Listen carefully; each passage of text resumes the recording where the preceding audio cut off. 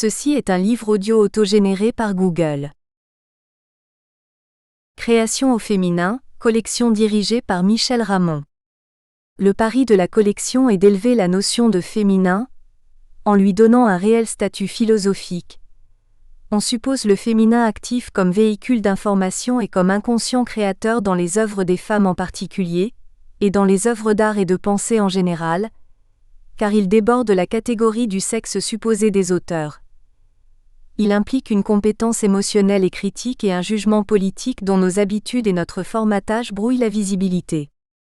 La collection accueille des textes littéraires et des essais valeureux travaillés par ce féminin, disruptif que les créations des femmes comme parfois celles des hommes construisent dans le secret de leur fabrique imaginaire, au-delà des stéréotypes et des assignations liées au sexe et au genre. Nous ne favorisons pas les écrivaines et autres créatrices par simple esprit de justice, mais parce que nous prêtons attention dans tous les domaines littéraires et artistiques, à l'émergence d'une pensée libérée des impositions culturelles comme des autres contraintes et tabous.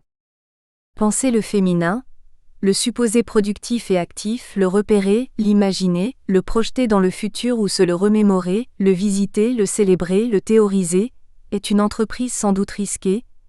Nous savons bien cependant que l'universel est une catégorie trompeuse, partielle, et qu'il nous faut constamment exorciser la peur, le mépris ou l'indifférence qu'inspire encore la notion de féminin, même lorsqu'elle concerne l'art et les créations. Malgré les déformations simplistes ou les préjugés, le féminin insiste comme valeur philosophique et ontologique dont on peut difficilement se passer.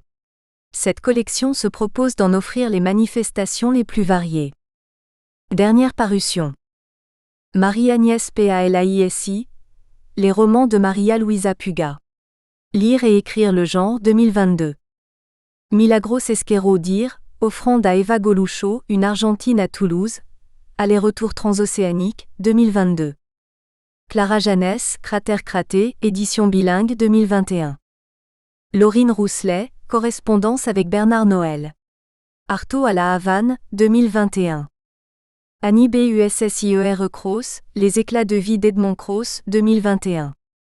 Michel Soriano dire, Féminisme latino-américain en traduction. Territoire disloqué, 2020. Ouvrage publié avec le concours de l'Université Paris 8, ELEG. Laboratoire études de genre et de sexualité. Remerciements à l'association Gradiva. Création au féminin. Ce volume est issu du cycle de séminaires, journées d'études et colloques organisés par l'association Gradiva. Création au féminin, entre 2019 et 2020. Préface, la langue mère toujours recommencée. Nadia Sethi. La langue est la matrice et la matière de l'écriture, à la fois pour qui écrit à partir d'une langue maternelle, dans laquelle elles-ci ont été élevées, et pour ceux qui ont quitté leur pays et ont dû apprendre une autre langue, d'abord étrangère puis de plus en plus familière et presque maternelle. En choisissant d'aborder ces hypothèses de la langue mère, ce livre proposera de nouvelles explorations de la langue du point de vue des créations, littéraires et artistiques.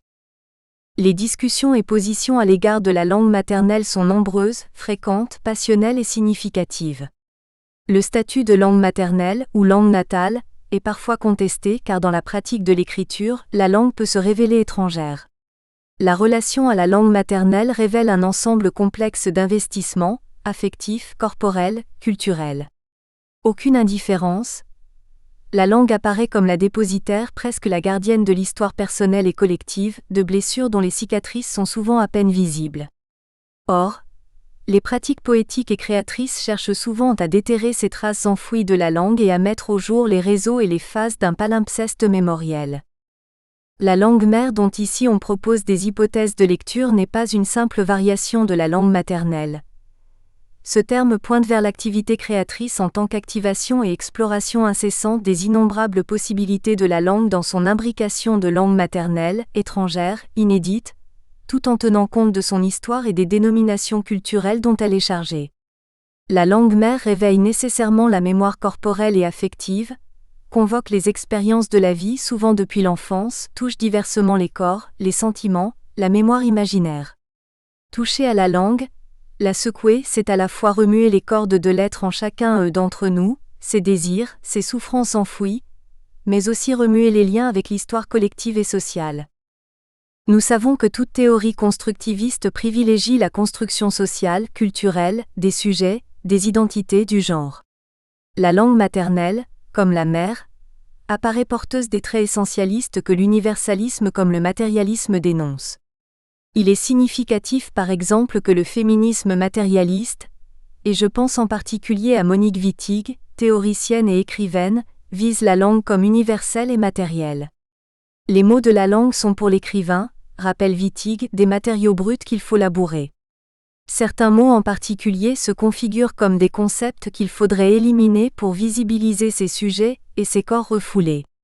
Tels sont les mots femme-homme, différence sexuelle, qu'il faut détruire pour désamorcer définitivement et radicalement la domination de l'idéologie hétérosexuelle. Jamais il n'est question de la langue comme langue maternelle, car au contraire la langue est sous la coupe de la domination patriarcale, hétérosexuelle. Toute référence à la marque de genre, comme celle portée par l'écriture féminine, est le produit régressif de la subordination des femmes, de ce particulier qui ne peut aspirer à l'universel sauf par la ruse, le cheval de Troie. Cette langue par-delà les genres n'est pas la langue universelle et prétendument neutre, ni une langue féminine ou maternelle. Néanmoins Wittig est convaincu de la possibilité de transformer la forme et les mots. Car une fois que la dimension de la personne, autour de laquelle toutes les autres s'organisent, est mise en jeu, rien ne reste intouché dans le langage. Les mots, leur disposition, leur arrangement, leurs relations, l'entière nébuleuse de leur constellation, basculent, se déportent, s'engouffrent dans le non-dit, changent leur orientation, sont mis la tête en bas. Et s'ils peuvent réapparaître touchés par le changement minime mais structurel, ils semblent différents. Ils sont touchés à la fois dans leur sens et dans leur forme, leur coloration et leur musique. La psychanalyse comme le féminisme ont longuement discuté autour de la langue du père, seul garant de l'identité du sujet, de son inscription dans les structures familiales et sociales, de ses capacités à devenir sujet dans la langue. Rien d'étonnant à ce que les pensées féministes se soient divisées entre une déconstruction des fondements phallocentriques des théories de la langue et du sujet, et la recherche d'un autre ordre symbolique, dans lequel pourrait émerger un autre devenir femme par la relation à la mère et à la langue. La critique féministe comme les philosophies post-structuralistes ont mis en cause le statut de l'ordre symbolique, son entrelacement avec les formes et les structures du pouvoir. La langue semble être compromise ou attirée dans toutes les formations culturelles de domination, que ce soit le patriarcat ou les régimes totalitaires, le phallogocentrisme. La féministe italienne Carla Lonzi, 1931-1982, et son groupe féministe Rivolta Femminile ont dénoncé les effets délétères de la culture dans l'oppression des femmes. Par conséquent, elles ont souhaité rompre avec la culture phallocratique. La force de l'homme est dans son identification avec la culture, la nôtre est dans le refus de la culture. En constatant une absence des femmes dans les lieux de la culture et du pouvoir, Lonzi propose une stratégie radicale. La différence de la femme, ce sont des millénaires d'absence de l'histoire. Profitons de la différence, cette intégration réussie. Combien de millénaires faudrait-il pour secouer ce nouveau joug ? Nous ne pouvons pas céder à d'autres la tâche de secouer l'ordre de la structure patriarcale. Lonzi se méfie de l'objectif de l'égalité de genre, qui est pourtant un objectif du féminisme de l'émancipation, car l'égalité maintient l'ordre et le pouvoir de la culture, et donc de l'oppression. Le monde de l'égalité est le monde de l'abus légalisé, de l'unidimensionnel. Le monde de la différence est le monde où le terrorisme jette ses armes et la violence cède au respect de la variété et de la multiplicité de la vie. De même pour Cixous, inciter les femmes à écrire vise à détruire les structures symboliques et culturelles phallocentriques qui enferment les femmes dans la loi et l'ordre symbolique. La confrontation avec la loi est à la fois sous le signe du discours du maître, mais aussi du surmoi et de la loi du père en régime patriarcal. Les femmes connaissent bien ou plutôt autrement ce qui en est de l'interdit, du silence, de l'enfermement. Cixous, comme d'autres, fait de l'écriture cette formidable stratégie pour déplacer le point de vue, les positions statiques de fixation à la loi surmoïque, masculine, paternelle, et enfin trouver d'autres voies. Lorsqu'elle tisse des liens entre langue et corps, émerge également le corps mère, non pas comme figure appartenant au système familial patriarcal, mais comme source d'expérience et d'énergie non encore explorée. L'interrogation porte sur la jouissance, un imaginaire du corps féminin qui ne dédaigne aucun élément, la mer comme l'air. C'est d'un tout autre corps féminin qu'il s'agit. Le corps de la femme aux mille et un foyers d'ardeur quand elle le laissera, fracassant les joues et censure, articuler le foisonnement des significations qui en tous sens le parcourent, c'est de bien plus d'une langue qu'il va faire retentir la vieille langue maternelle à un seul sillon. Cixous n'emploie pas le terme langue-mère, pourtant l'écriture s'écrit entre femme et mère, j'écris mère. Quel rapport entre mère et femme, fille? J'écris femme. Quelle différence? Voici ce que mon corps m'apprend. Tout d'abord, méfie-toi des noms. Cette dernière précision, comme ce qui est dit à plusieurs reprises, empêche d'attribuer à mère le statut et le titre d'un rôle social, culturel, et de réduire cette vision de l'écriture à une sorte de traité essentialiste sur la femme en écriture. La vie fait texte à partir de mon corps. Je suis déjà du texte. L'histoire, l'amour, la violence, le temps, le travail, le désir l'inscrivent dans mon corps, je me rends où se donne à entendre la langue fondamentale, la langue corps en laquelle se traduisent toutes les langues des choses, des actes et des êtres, dans mon propre sein, l'ensemble du réel travaillé dans ma chair, capté par mes nerfs, par mes sens, par le labeur de toutes mes cellules, projeté, analysé, recomposé en un livre. Dans le chantier littéraire, Wittig cite l'affirmation de Roland Barthes, selon lequel « la langue est fasciste ». En effet, la langue est soumise au classement, aux normes grammaticales, comme le choix entre le masculin et le féminin. Dès qu'elle est proférée, fût-ce dans l'intimité la plus profonde du sujet, la langue entre au service du pouvoir. Cependant il y a la langue hors pouvoir, à savoir la littérature, l'écriture, le texte, qui s'emploie à pervertir les règles, à repousser les limites car le désir est plus fort que l'interprétation. La sémiologie s'intéresserait davantage au texte car comme l'index du dépouvoir, il repousse ailleurs, vers un lieu inclassé, atopique. Ainsi, même si Barthes ne nomme à aucun moment la langue maternelle et encore moins la langue mère, néanmoins nous pouvons en repérer la trace dans la notion d'atopie. Vers la fin de la leçon inaugurale au Collège de France, il évoque une image, une courte anecdote, qui contient des signes significatifs d'une langue mère sous-jacente.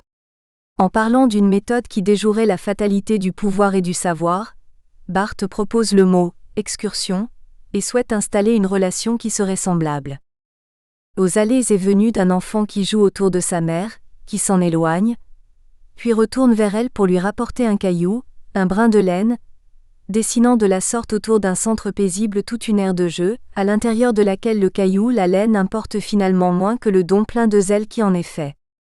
Lorsque l'enfant agit ainsi, il ne fait rien d'autre que de dérouler les allées et venues d'un désir qu'il présente et représente sans fin. Or, cette scène peut paraître incongrue à l'intérieur d'un discours inaugural au Collège de France, mais elle révèle peut-être ce fantasme textuel d'écriture qui nourrit profondément le sujet de l'énonciation, sa langue, et plus profondément la relation entre la langue, les choses, les êtres, le désir. Comme on peut l'entendre, la langue mère est un entrelacement de sujets de l'énoncé et de l'énonciation. Mère ici n'est ni une figure d'autorité familiale, ni un rôle féminin, mais le mot est le signifiant d'une trajectoire infinie et complexe qui n'est pas escamotée, mais plutôt restituée à l'intérieur de la trame fine, là où émerge le langage comme jeu. Il n'est pas étonnant par conséquent que la littérature, la poésie, l'écriture soient au plus près de la langue, que celle-ci se dénomme maternelle, étrangère, langue d'enfance ou langue de culture cultivée par l'amoncellement de lecture, de mémoire visuelle et auditive. Il y va de chaque être dans ses profondeurs, et des lettres qui l'ont tissé comme une trame invisible mais nourricière. Toutes les langues n'ont pas le même site, ne sont pas toutes au même niveau d'importance dans la vie affective et symbolique, dans l'histoire du sujet ou d'une collectivité. La langue maternelle a toujours une place particulière, celle des sources, des mémoires, des affects. Pour celles et ceux qui ont quitté leur pays, souvent par nécessité, suite à de terribles tragédies, la langue maternelle est bien plus qu'un simple pays d'origine. C'est un continent submergé. Elle garde toutes les traces et les blessures, celles des morts, des destructions mais aussi de l'irréversible.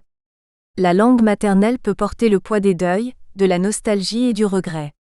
Dans les pratiques de création, toutes ces dimensions s'entrecroisent, celle de l'espace, le pays natal, le lieu de naissance, la terre des ancêtres, appartenance-provenance, et les temps, l'enfance, les âges de la vie, la généalogie familiale. Ainsi la mémoire comme l'oubli, la perte de mémoire comporte un effondrement spatio-temporel, des images des lieux et du temps derrière soi perdus. Ce que l'écrivaine noire américaine Toni Morrison dans son discours du prix Nobel en 1993 souligne de façon poignante. Te rappelles-tu quand la langue, lorsque tu étais jeune, était magique et insensée? Quand ce que tu disais ne signifiait rien? Quand l'invisible était ce que l'imagination essayait de voir? Quand questions et demandes de réponses brillaient tellement que tu tremblais de colère de ne pas savoir. Toi, vieille femme, bénie soit ta cécité, toi tu peux parler la langue qui nous dit ce que seul le langage peut nous dire, comment voir sans image. Seule la langue nous protège de l'effroi des choses sans nom. Seule la langue est méditation. Raconte-nous ce que c'est d'être une femme, ainsi nous saurons ce qu'est un homme. Ce qui bouge dans les marges. Ce que c'est de ne pas avoir de chez soi, en ce lieu. D'être si éloigné de ce qu'on connaissait. Ce que c'est de vivre à la frontière des villes qui ne supportent pas votre compagnie. Comment dans ces conditions écrire dans une langue dite universelle et neutre? À quel moment entrevoir la langue mère? C'est bien ce que les poètes, les écrivaines dont parlent ces essais ont cherché, en investissant corporellement affectivement l'écriture, la création, le texte. Il n'est pas étonnant que dans ces processus de quête et de création, la langue proprement maternelle apparaisse comme une langue perdue, éloignée, et la poète comme une exilée de la langue. L'écriture apparaît alors comme l'invention d'une langue qui permet de faire le deuil de la langue maternelle tout en gardant, dissimulée, dans l'entreligne, la langue mère. La langue mère poétique est donc issue de la création poétique, à la fois détachée et reliée. Le statut de ces poèmes pourrait se résumer dans ces mots: l'ambiguïté, les dilemmes, l'intime déchirement. Nous allons entendre ce conflit à chaque fois qu'il y a tension entre la langue maternelle, dialecte, idiome familial, langue créole, et la langue de l'institution, de la nation. Il en va ainsi pour les poètes et écrivains des Caraïbes, ceux des îles, éloignés de la métropole, fondamentalement divisés par l'amour bilingue. La seule issue étant d'écrire dans une langue métissée qui intègre les bribes, les résidus, les traces des langues maternelles. En tout cas, plus que jamais le décalage entre les langues maternelles et les langues paternelles, nationales, est celui de toute langue coloniale. Il y a une hiérarchie explicite que tout écolier expérimente à l'école, quand il faut apprendre les règles de la langue et tout d'abord taire celles de la maison. Il est important de faire état de la question et de montrer la généalogie historique, philologique et philosophique de ces termes. Langue maternelle, langue mère, langue primitive. C'est ce que font les essais de la première partie du volume, qui montrent dans de multiples analyses et exemples les enjeux symboliques et politiques liés à la langue, et de façon accrue à la langue maternelle. Cependant, en récupérant le terme de langue mère, il s'agit d'ouvrir une autre perspective du côté des créations et de leur capacité d'innovation, de détournement des contraintes idéologiques, de récupération des couches refoulées de l'imaginaire corporel et subjectif.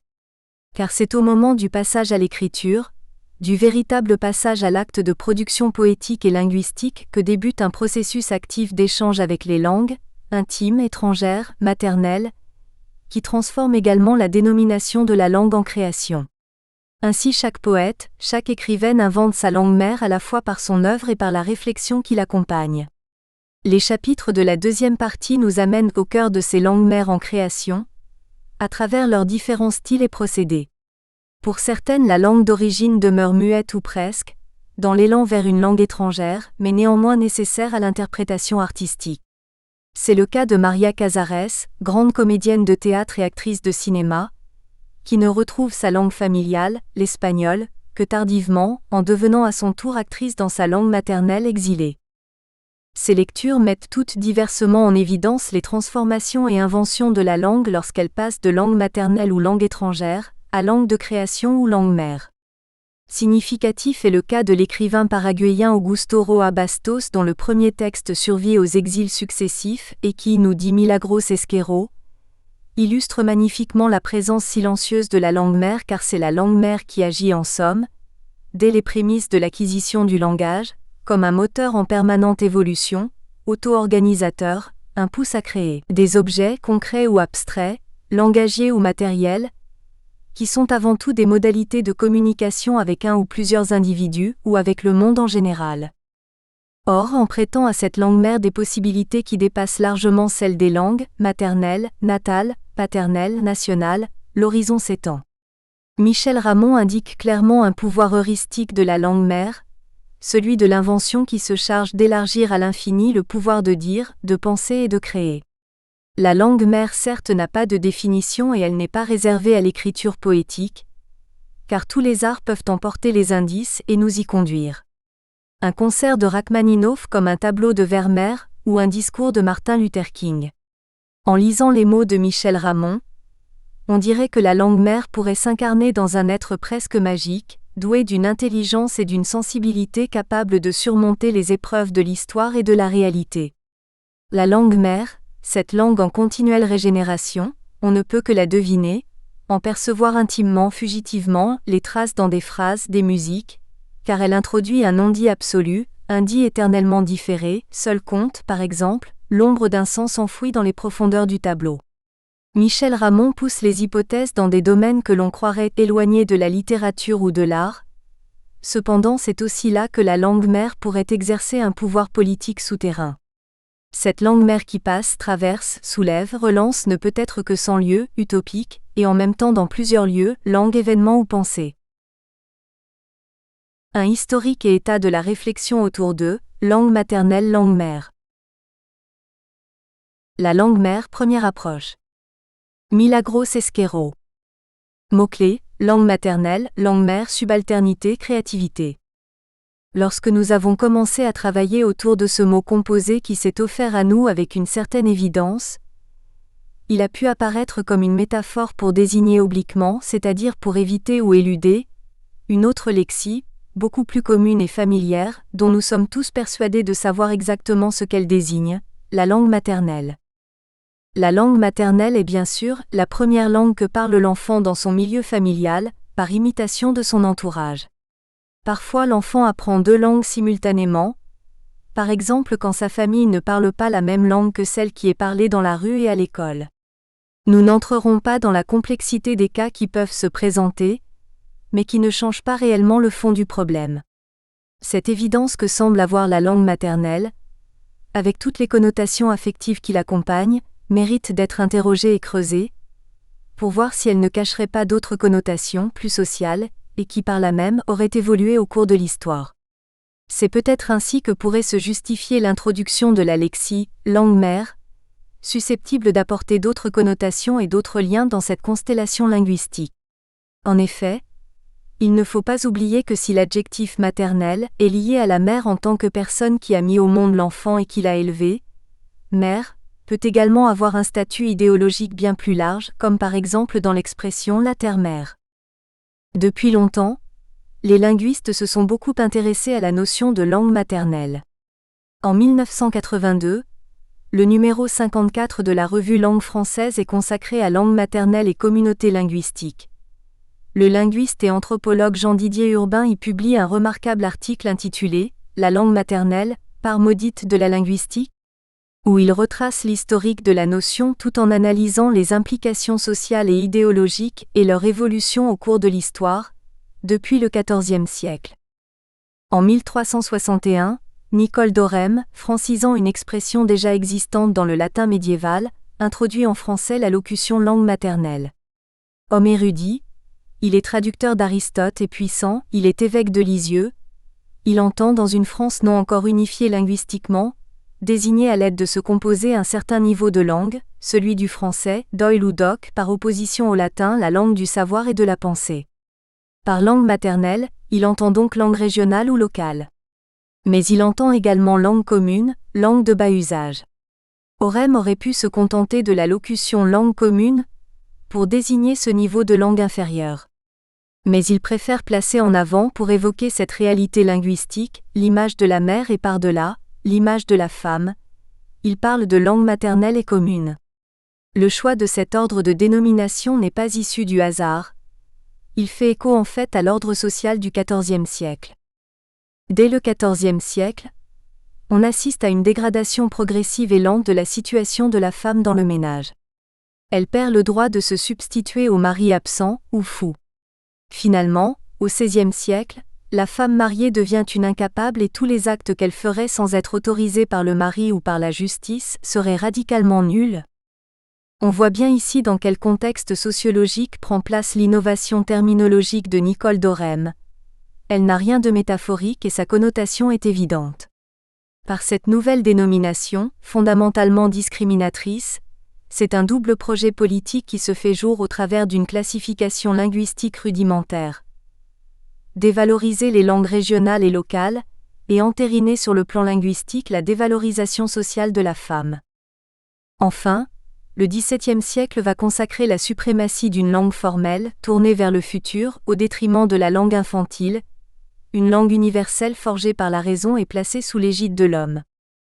Au XIXe siècle, la découverte du sanskrit, considérée comme la langue aux origines de toutes les autres, permettra de dégager les principes d'une généalogie linguistique rigoureuse. Avec elle, la langue maternelle se dédouble aux yeux des linguistes. Ou bien elle est le fait d'une mère mythologique qui transcende l'histoire et la réalité sociale, ou bien elle est le fait d'une mère historique immanente à l'histoire et à la réalité sociale. Le français distinguera la première de la seconde à l'aide des signifiants langue mère et langue maternelle. Historiquement, c'est l'époque de la colonisation du monde par l'Occident, et de l'unification politique de l'Allemagne, de l'Italie et des États-Unis, c'est-à-dire de la colonisation interne et externe. L'essentiel est, dans un cas comme dans l'autre, d'un point de vue linguistique, de remettre la langue maternelle à sa place. La colonisation interne est un assaut organisé contre les originalités régionales, locales et familiales, et la colonisation externe un assaut contre les originalités régionales extraterritoriales. Dans les deux cas, le but est l'acculturation afin de faire disparaître les langues des sauvages, qu'ils soient sauvages des îles ou habitants de la campagne. La langue maternelle, en constituant une étape préalable dans son développement, sert à rapprocher l'enfant de la langue du père.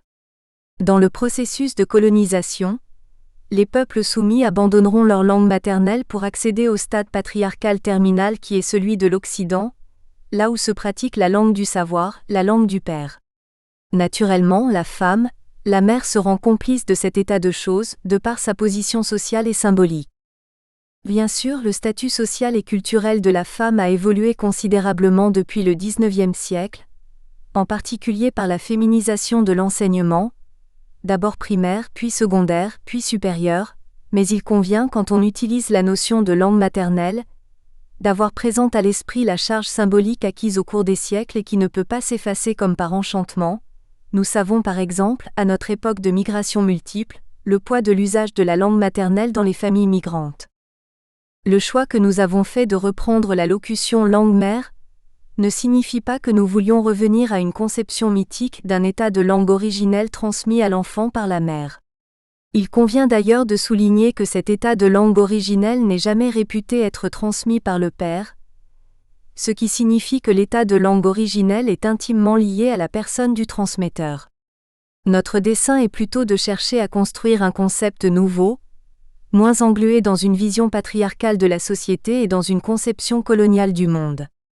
Un concept doté d'un plus grand dynamisme, et pour ce faire, il convient de donner à langue le sens de systèmes de signes complexes autogénérateurs et auto-organisateurs, capables de produire indéfiniment une intention de signifier, et de donner à mère le sens de source de créativité autorégulée. Ainsi, chaque humain socialisé, n'oublions pas que la langue est un bien social partagé par chaque individu, en acquérant une langue maternelle, se doterait en même temps d'une langue mère. Les deux concepts seraient donc, à la fois radicalement individualisés, et intimement liés.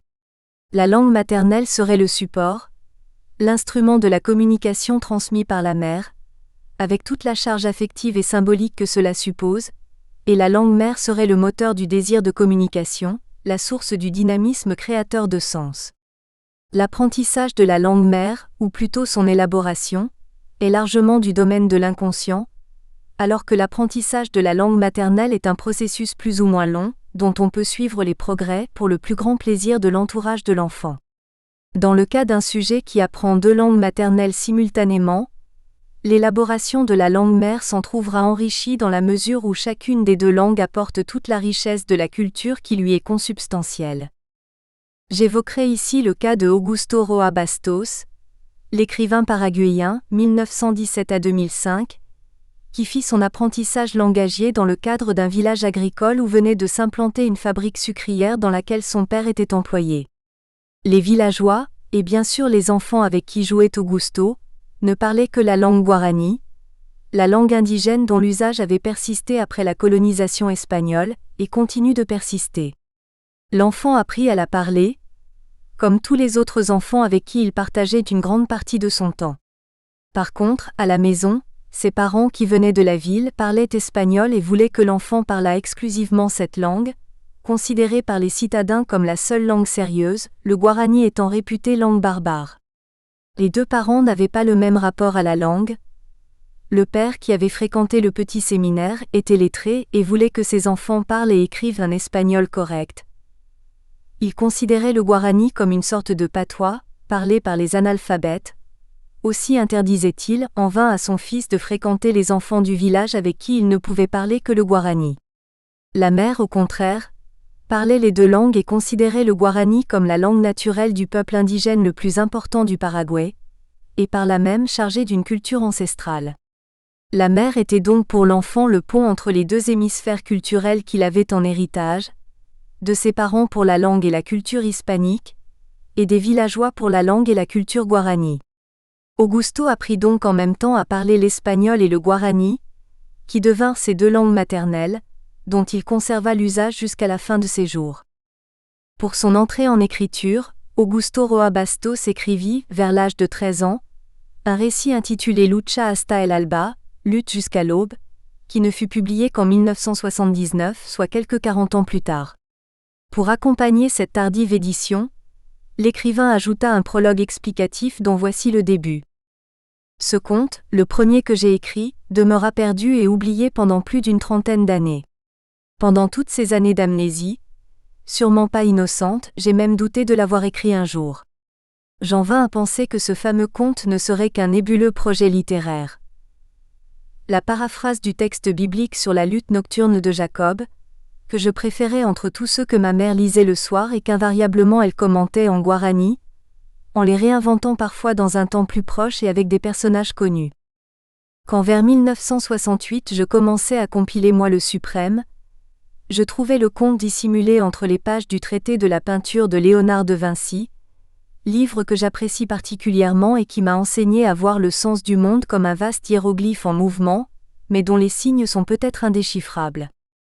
Après avoir retrouvé le manuscrit perdu, l'écrivain, pris d'angoisse devant ce texte fantôme, le laisse sommeiller encore 10 ans avant de le reprendre et de le restaurer, pour le publier dans une très artistique édition illustrée par le dessinateur paraguayen Jorge Aymar. Cette histoire d'un texte d'entrée en écriture, somme toute banale pour un écrivain qui avait été obligé de s'exiler précipitamment une première fois en 1947, d'Asunción à Buenos Aires, et une seconde fois de Buenos Aires à Toulouse en 1976, illustre magnifiquement la présence silencieuse de la langue mère. L'acquisition simultanée de deux langues maternelles aussi différentes, une langue amérindienne sans écriture et socialement infériorisée, versus une langue romane, impériale et dominatrice, et soumise à des tensions affectives au sein de la famille, loin d'entraver la naissance d'une langue mère complexe et dynamique, l'a au contraire favorisée. Elle s'est manifestée de manière précoce, dans l'apparition de ce que l'on appelle généralement la vocation littéraire, qui a encouragé l'enfant d'abord à prendre plaisir en écoutant les récits oraux de sa mère, puis à se mettre à écrire en cachette de son père pour traduire la performance maternelle. Il est à remarquer que la langue mère est symboliquement reliée au personnage réel de la mère, alors que l'apprentissage des deux langues maternelles ne donne pas à la mère un rôle prépondérant. Pour la langue espagnole, c'est le père qui impose la prééminence de la langue civilisée, mais aussi de la langue la plus liée à la religion chrétienne. Pour la langue guarani, c'est le monde extérieur, le petit peuple du village qui transmet l'héritage d'une civilisation indigène que la colonisation n'a pas effacée.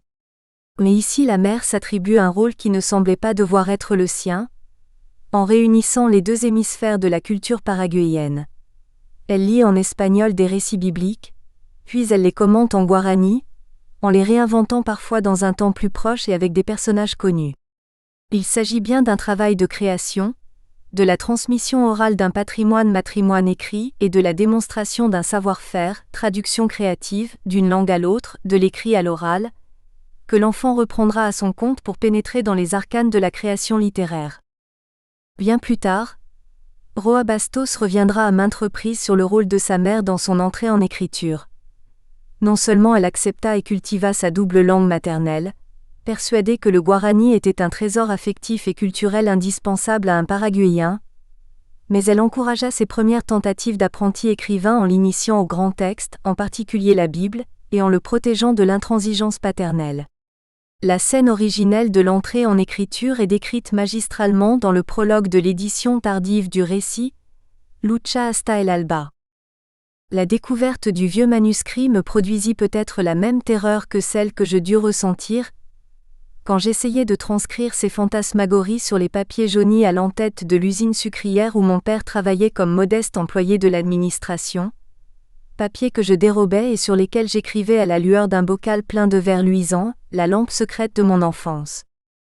On peut observer que l'activité d'écriture est conçue dès le début comme transgressive. Elle se déroule en transgression de la volonté du Père, sur du papier volé au Père, la nuit, à la lueur fantasmagorique d'une lampe extraordinaire.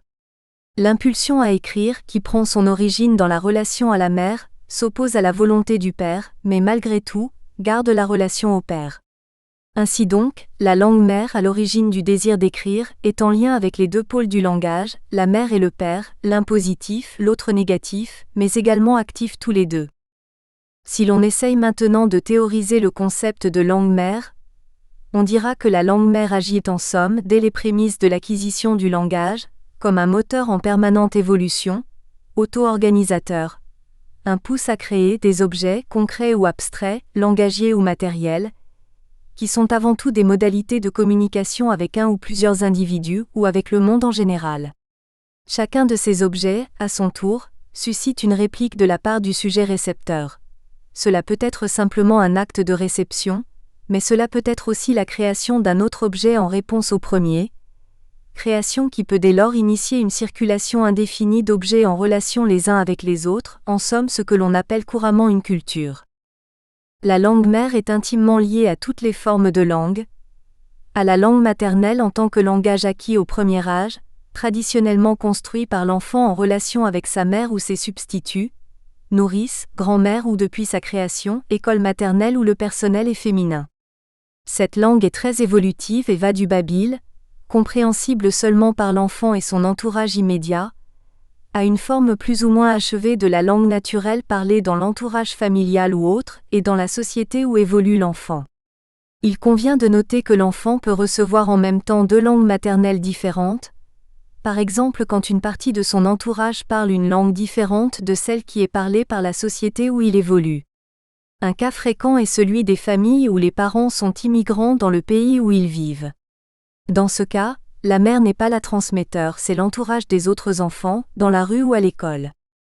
Au cours de son apprentissage, l'enfant va acquérir, en particulier à l'école, une forme de langue plus raisonnée, plus sociale, valorisée par son entourage, qui lui permettra d'obtenir un statut social, c'est la langue du père.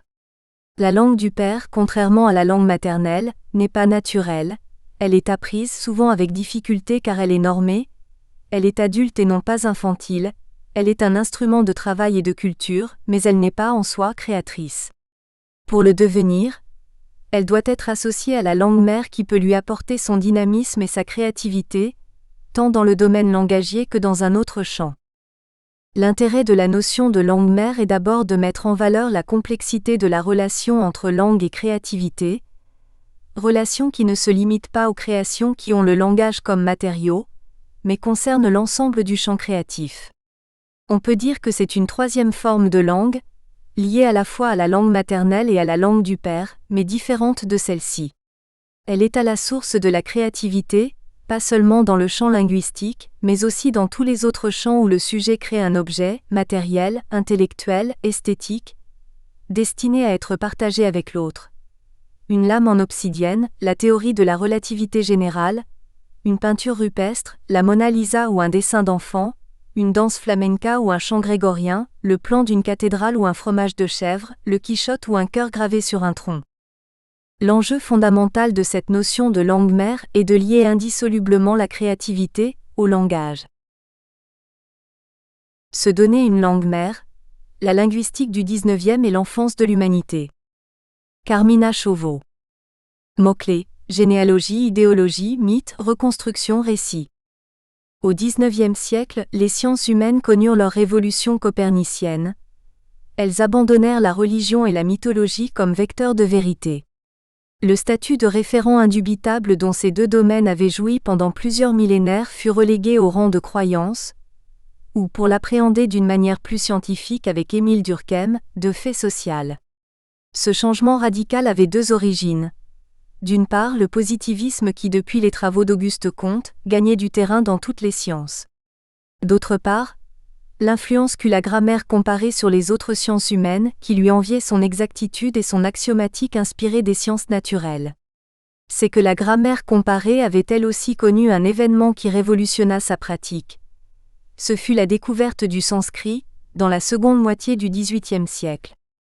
L'étude et la traduction du Rig Veda, ensemble d'hymnes composés en sanskrit entre le XVIe et le Xe siècle avant notre ère, eut en effet un retentissement considérable sur l'idée que se faisait l'Occident des langues. Nul n'imaginait alors qu'il pût y avoir eu des langues antérieures à la double tradition biblique et classique. Même les langues du Nouveau Monde avaient pu, avec beaucoup de créativité généalogique, être conceptuellement intégrées à la tradition de l'Ancien Monde.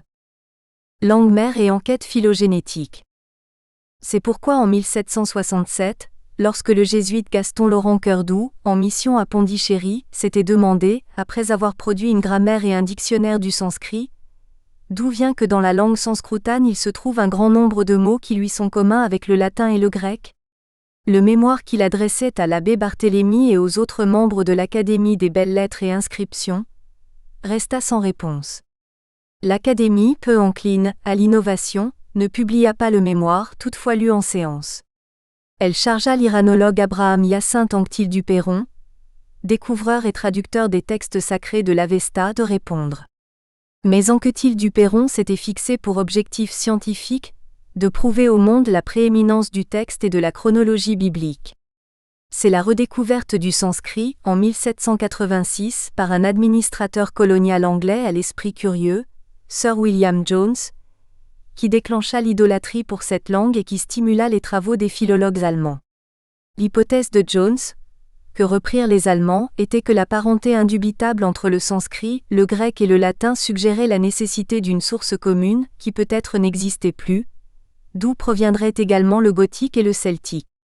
La langue originelle, Ursprache en allemand, se subdivise et donne des rameaux, qui eux-mêmes se subdivisent x fois, selon les dialectes et les langues considérées à un instant T. Ce modèle assumait une inspiration résolument phylogénétique, d'autant plus que l'ouvrage de Charles Darwin, en 1859, le confirmerait sur la piste de loi d'évolution des langues.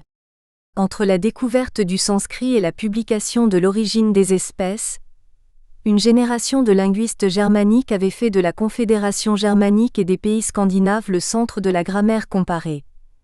Ce fut le siècle du Danois Rasmus Rask, de l'Allemand Franz Bopp et de ses compatriotes les frères Schlegel et les frères Grimm, lesquels s'étaient en outre pris d'un intérêt pour la littérature non écrite, les récits populaires et les dialectes parlés. En effet, d'un côté la grammaire comparée allait réveiller des sentiments nationalistes à grand renfort de mythologie, comme je vais le détailler notamment pour l'Allemagne.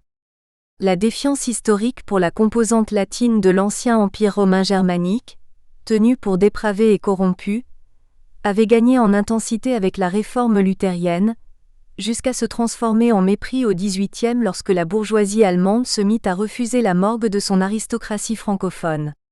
Avec le sanskrit, les germanophones tenaient dorénavant des pistes pour se dispenser de l'héritage classique. D'un autre côté, la grammaire comparée allait se développer selon une méthode de plus en plus scientifique, sous l'influence de la deuxième génération de linguistes, celle des néogrammairiens de l'école de Leipzig. Ils hérissèrent cette science de lois phonologiques, prétendument irréfutables et sans exception. Selon leur conception darwiniste, il y a des lois phonologiques exactement comme il y a des lois de la sélection naturelle, ce caractère sans exception reposant sur un a priori scientifique qui devait garantir l'identité des méthodes d'investigation des sciences de la nature et du langage. Comme l'écrivait en 1808 K.W. Friedrich von Schlegel, la structure interne des langues ou la grammaire comparée nous donnera des solutions toutes nouvelles sur la généalogie des langues, de la même manière que l'anatomie comparée a répandu un grand jour sur l'histoire naturelle. C'est cette vision de la grammaire comparée comme une science exacte qui faisait d'elle la science pilote des sciences humaines. Elle prolongeait en fait deux paradigmes repris des siècles antérieurs, fondamentaux pour penser le phénomène linguistique indo-européen. Le paradigme de la langue mère, et celui stimulé par la publication de Darwin, de la langue comme être biologique. D'où l'idée que toutes les langues européennes sont des modifications graduelles d'une seule et même langue primitive. D'où le concept opératoire d'arbre généalogique des langues, auquel travailla un fervent lecteur de Darwin, le botaniste et linguiste allemand August Schleicher, 1821-1868. D'où l'entreprise de reconstitution de la langue mère perdue à laquelle s'attelèrent les linguistes européens. Une langue tout hypothétique, prétendument parlée au néolithique par nos lointains ancêtres, vis-à-vis desquels, comme nous allons le voir,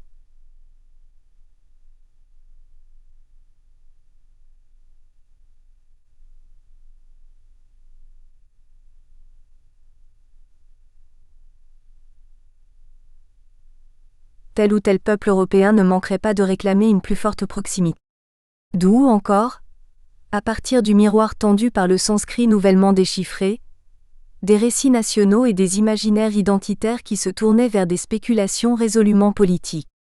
Giorgio Agamben note que le fait que la naissance de la grammaire comparée et l'hypothèse de l'indo-européen soient contemporaines de la philosophie de Hegel, ou plus précisément encore, le fait que le dernier volume de la science de la logique ait été publié la même année, 1816, que le Conjugation System de Franz Bopp n'est en rien une pure coïncidence.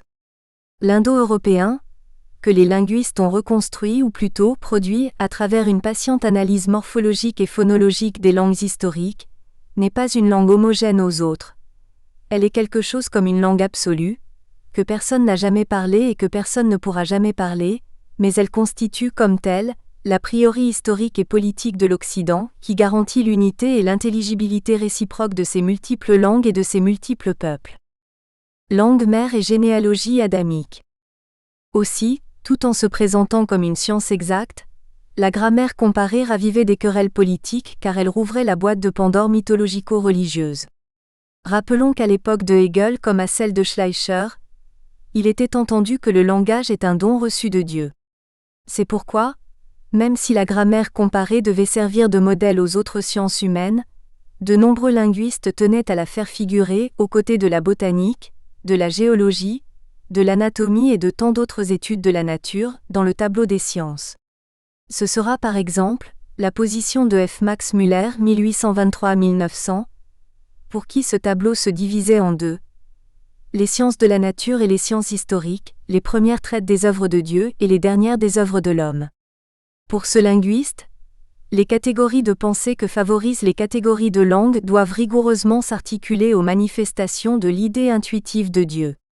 D'où, comme nous le disions plus haut, l'idée du langage comme un don divin. Mais également d'une langue mère aussi vieille que l'humanité. Avant de nous pencher sur les développements idéologiques qu'eut dans les pays germaniques la réflexion sur la langue maternelle, notons que la découverte du Nouveau Monde par Colomb avait en son temps déjà ébranlé les certitudes. L'existence de peuples entiers non prévus par la patristique et la tradition, ayant vécu sans baptême et sans espoir de salut, mit à rude épreuve l'imagination théologique. Il avait fallu penser par quel lignage ces Indiens, qui avaient été dogmatiquement reconnus comme des humains, se rattachaient au Père commun Adam. Tout comme, à partir de la découverte du sanskrit, on réfléchirait à la localisation hypothétique du foyer de population originel indo-européen, il avait fallu, lors de la découverte du continent américain, résoudre l'énigme du peuplement du nouveau continent. Qu'ils n'en fussent pas les aborigènes, qu'ils ne descendissent pas d'un second Adam américain, Cortés l'avait déjà fait attester par Montezuma. Le chapelain de la famille Cortés, Lopez de Comera, fut le premier à se demander si ces populations, dont l'existence même venait démentir les vues des pères de l'Église, notamment de saint Augustin, n'étaient pas les fameuses 10 tribus perdues. Les Aztèques et les Incas descendaient donc de Sem, concluait le grand érudit Aria Montano. Léon Poliakov précise que cette théorie d'une descendance de Sem nom d'un des fils de Noé à partir duquel on forma l'adjectif sémite, connut un grand succès parmi les marins espagnols et portugais et tous les juifs d'Europe, mais en Espagne même elle ne trouva pas créance. Les jésuites, qui dominaient l'enseignement et la recherche aussi bien que l'évangélisation des païens d'outre-mer, préfèrent rattacher les Indiens à Japheth, autre fils de Noé. Japheth allait d'ailleurs être lui aussi désigné à partir du XIXe siècle, au-delà des cercles jésuites, comme le patriarche des locuteurs de l'indo-européen. Pour désigner nos ancêtres, certains auteurs choisissaient japhétique, d'autres employaient souche sanscrite, indo-classique, arien, indo-celte, thrace, caucasique ou d'autres noms encore. Si la découverte du sanskrit ouvrait tout type de spéculation à partir de critères linguistiques, la découverte des Amériques avait d'emblée lancé la réflexion sur les itinéraires de peuplement, tant l'urgence était de résoudre les généalogies bibliques. D'elles pourraient découler les conclusions linguistiques. Ceci étant, la spéculation sur les mythes des origines à partir des données ethnolinguistiques est aussi ancienne que les rencontres entre les peuples de l'Ancien Monde. Il n'avait pas fallu attendre que les idolâtres du sanskrit se missent à reconstituer une langue mère prototype et à tracer des chemins de diffusion continentale, ni même attendre la découverte de l'Amérique et les spéculations sur son peuplement.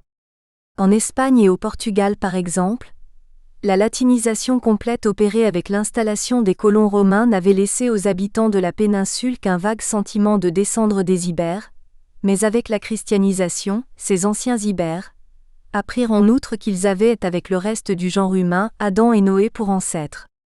Comme, 3 siècles avant l'arrivée des Arabes, les Ibéro-Romains avaient en outre été visités par les Souèves, les Vandales et envahis par les Visigoths, les érudits de l'époque précarolingienne spéculèrent sur les filiations ethnolinguistiques.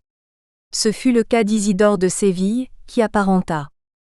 Et les Ibères envahis et les Visigoths envahisseurs, rattachant les premiers à Tubal et les seconds à Magog, tous deux fils de Japheth. Il ne manquait pas d'accorder la préexcellence à la race des conquérants, qui avait naguère asservi la ville éternelle. Mais les conquis se trouvaient promus à la dignité de leurs cousins.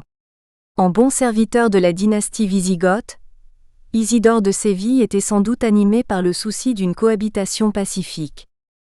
La langue mère sa branche tudesque et le mythe gothique.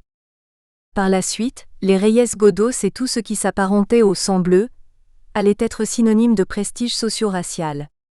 De la même manière, en France les invasions barbares avaient implanté en terre gallo-romaine des dynasties royales d'origine germanique autour desquelles apparut ce que bien plus tard, on appellerait la querelle des deux races.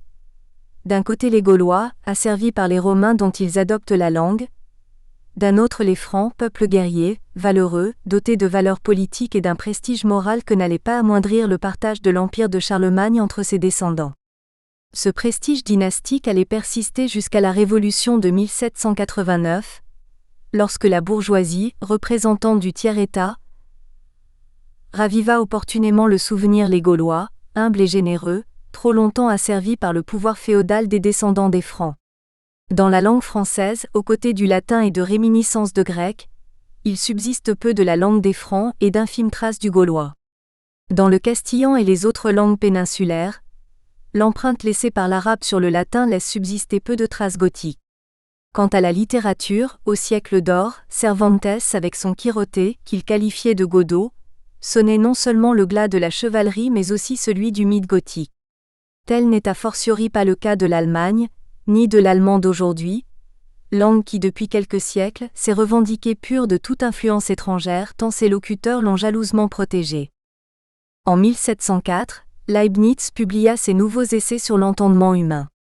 Le postulat de son livre 3, qui était consacré au langage, était qu'on doive déduire de ce que la plupart des langues ont des racines communes l'existence d'une origine commune de toutes les nations, et par conséquent d'une langue radicale primitive, une idée très en vogue au XVIIe siècle. Néanmoins, l'enjeu véritable de ce livre était d'évaluer l'origine, le statut et finalement la mission historique de la langue allemande, et donc du peuple allemand. On sait pourtant que depuis ses origines dans les profondeurs d'une langue mère jusqu'à son uniformisation dans la seconde moitié du XIXe siècle, le germanique commun n'avait été qu'un camailleux de dialectes ruraux. Son unité ne fut formalisée qu'à l'occasion de la réunion en un État fédéral de l'ancienne Confédération germanique, qui était une mosaïque de royaumes et principautés germanophones. Par ailleurs, on sait que Leibniz, grand défenseur de l'allemand, dut écrire l'essentiel de son œuvre en français ou en latin, seule langue susceptible d'être lue par les savants européens. Une étape avait été franchie, qui avait ravivé la fierté linguistique et apaisé l'identité nationale, lorsqu'avec la réforme luthérienne, la Bible fut traduite en allemand. Cette traduction avait été l'occasion de proclamer les vertus germaniques face à la décadence de l'Église romaine, ce qui avait constitué un moment décisif dans le programme d'autonomie culturelle rêvé que Leibniz avait imaginé. Le passage de la multitude des dialectes vers un allemand langue du culte, puis langue littéraire et enfin philosophique et scientifique, arrivait à peine à son aboutissement à l'époque de Bopp, au terme de siècles d'efforts. Kant et Hegel, qui réalisaient aussi le programme linguistique de Leibniz, avaient eu non seulement à forger ou à définir de nombreux concepts dans la langue allemande, mais étaient confrontés pour un même concept à la possibilité de l'exprimer, soit par une racine latine généralement héritée du français, soit par une racine allemande.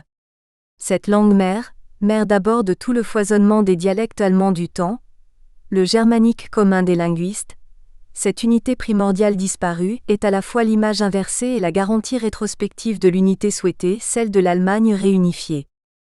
Dans ce contexte, la découverte du phénomène linguistique indo-européen à partir de celle du sanskrit fut, pour les penseurs allemands, une avancée scientifique décisive. D'une part, elle allait permettre de situer ce germanique commun sur l'arbre généalogique de la famille linguistique indo-européenne. Ce modèle fournissait une preuve, providentielle aux yeux des germanomanes, d'une proximité particulière entre le germanique et le proto-européen. D'autre part, la découverte de l'indo-européen allait stimuler l'imagination des philologues et des archéologues, qui entreprirent de localiser le berceau originel.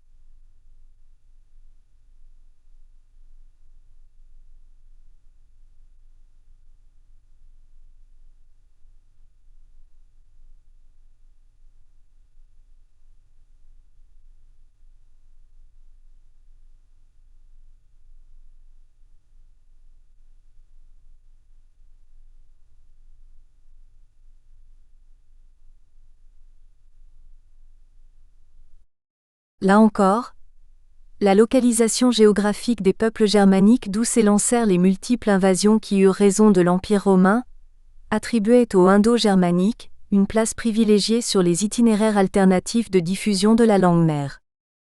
Dès lors, on comprend aisément que la philologie issue du XVIIIe siècle de Herder se sentit revigorée par les découvertes qu'on ferait en grammaire comparée au siècle suivant. Celle-ci devait fournir les preuves phonologiques d'une langue mère, toute théorique, et donc d'un peuple qui l'aurait pratiquée. On pouvait donc oblitérer le passé catholique, ou tout simplement chrétien, et ne conserver de l'époque classique qu'un intérêt pour la Grèce, comme on le voit avec l'œuvre de Martin Heidegger. De fait, avec Schlegel, Müller ou Pictet et Renan que nous n'avons pas encore cités, parmi tant d'idolâtres de l'arianité originelle, la fascination pour une civilisation première apparue dans la langue providentielle déplaçait dès l'apostrophe orient de l'humanité. La langue mère ne serait plus l'hébreu, ou planait la laine de Dieu, comme le concevait Herder, pasteur luthérien, mais dorénavant l'indo-européen ou indo-germanique, arien japhétique, indo-celte. Bref, la souche sanscrite. C'est à ce foyer primordial que renvoie le préfixe Urfolk, Uraima, Ursprache, Ursprünglich, etc. L'indo-européen détrône l'hébreu en tant que langue mère. Avant de conclure, mentionnons quelle était la vision qu'avait Renan, 1823-1892, ou avant lui, le pasteur Herder, du parler sémite. La langue biblique, foyer du monothéisme, langue mère détrônée. Rappelons que, avant que dans la seconde moitié du XXe Émile Benveniste n'en apporte les preuves contraires, les catégories de pensée devaient correspondre aux catégories de langue, et nous l'avons mentionné au sujet de Max Müller, elles devaient même s'articuler aux manifestations de l'idée intuitive de Dieu. Dès lors, Pour ces linguistes des XVIIIe et XIXe siècles, le mystère à résoudre était aussi déstabilisant que la découverte des indigènes du Nouveau Monde par les troupes de Cortés. À savoir que les locuteurs des langues indo-européennes, donc des païens, puissent avoir pensé comme les juifs, donc comme des monothéistes. Une double allégeance difficile à concevoir. Selon l'hébraïsant Ernest Renan, par chance pour l'humanité, les païens indo-européens survoirent la vérité que contenait le livre des Hébreux, mais cette rencontre providentielle ne faisait qu'éveiller la fibre monothéiste que, dans leur génie, ils possédaient déjà au fond de leur être. Et en adoptant la religion des Hébreux, c'est le monothéisme qu'ils fécondèrent de leur sève vigoureuse. Avant Renan, Friedrich Schlegel avait fait l'apologie d'une caractéristique linguistique indo-européenne, la flexion qui, selon lui, permettrait aux langues flexionnelles une plus grande clarté d'énonciation, et donc une capacité d'abstraction, de pensée métaphysique et d'une manière générale, de toutes les opérations intellectuelles créatrices, dont les locuteurs du groupe sémite auraient été privés. Selon Renan, la simplicité excessive du parler sémite, aride et grandiose comme le monothéisme, constitue un fait de civilisation. Ces langues du désert portent en elles le secret de Dieu. Toutefois, l'intransigeance de ce message, redoublée par la rigidité morphologique de la langue et son incapacité à conceptualiser les abstractions, n'aurait pas interdit, selon lui, d'autres formes d'expression comme la poésie et la musique. Herder, à l'époque où il écrivit son Esprit de la poésie hébraïque, 1782, ignorait les découvertes que réaliserait au siècle suivant la grammaire comparée, mais il accorda lui aussi cette capacité poétique aux langues originelles, hébreu autant que proto-langues européennes. Plus une langue est vieille, plus on y décèle de sensations qui affleurent à la racine des mots, pour reprendre le résumé que donne M. Hollander de la vision qu'avait Herder des ou de la langue mère. L'hébreu est ici exemplaire, pauvre en abstraction mais riche en représentations sensibles. Une pauvreté qui est l'attribut de son archaïque splendeur, comme la simplicité de son style poétique et sa marque sublime. Et moins les langues originaires ont de grammaire, plus elles sont riches en images, moins elles comportent d'abstraction, plus elles ont de ressources poétiques. La question de la langue mère, une affaire de récit. On l'aura compris, la notion de langue mère est la cohorte de questions généalogiques, philologiques, historiographiques, bibliques, mythologiques, ontologiques, poétiques, donc politiques, qu'elle réveille dans son sillage, sont une affaire de récit. Je vais conclure en illustrant par un exemple moderne romanesque comment fonctionne une mythologie. Il s'agit d'un roman de Pascal Quignard, auteur que la question des origines du langage travaille d'un roman à l'autre, de même que, plus généralement, la récréation de scènes primitives et d'actes premiers. Dans le roman Les Larmes 2016, il est question de l'invention de la langue française qu'il attribue à Nithard, petit-fils de Charlemagne, secrétaire de son cousin Charles le Chauve, roi de la Francie occidentale. Nithard et son jumeau Artnide sont les fils d'Angilbert, père abbé de l'abbaye de Saint-Riquier dans la baie de Somme et duc de la Francie maritime.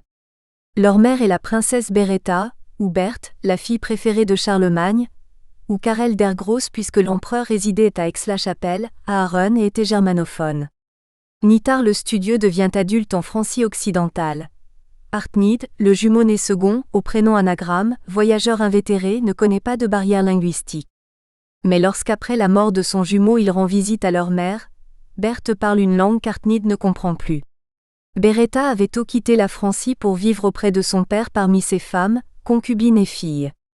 À la mort de l'empereur, elle avait été envoyée par son frère dans un couvent en Germanie, où elle n'avait pas vu la langue romane de ses fils évoluer.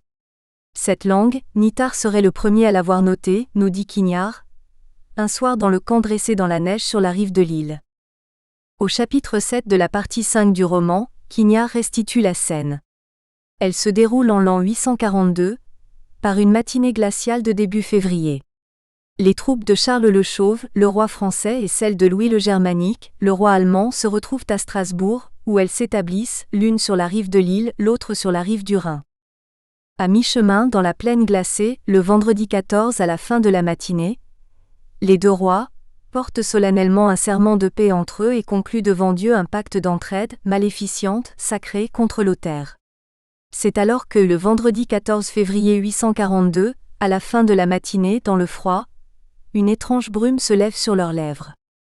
On appelle cela le français. Nithard, le premier, écrivit le français. Ce qu'on désigne de nos jours par serment de Strasbourg, était appelé par les évêques et les pères abbés, en langue latine, les sacrements d'Argentaria. Rares les sociétés qui connaissent l'instant de bascule du symbolique.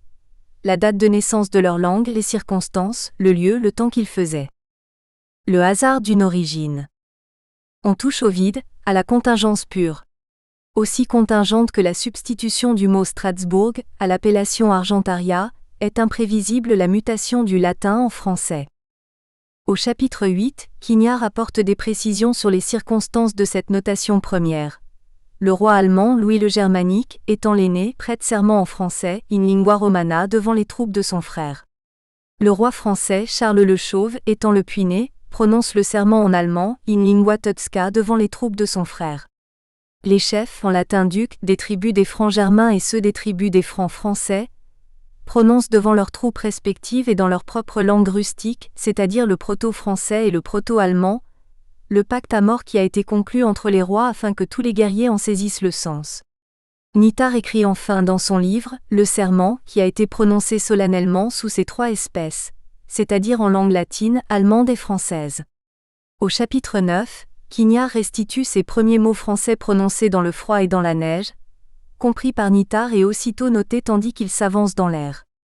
Les conjonctions et les pronoms qui nous sont familiers ont fait leur apparition, la syntaxe n'est plus latine.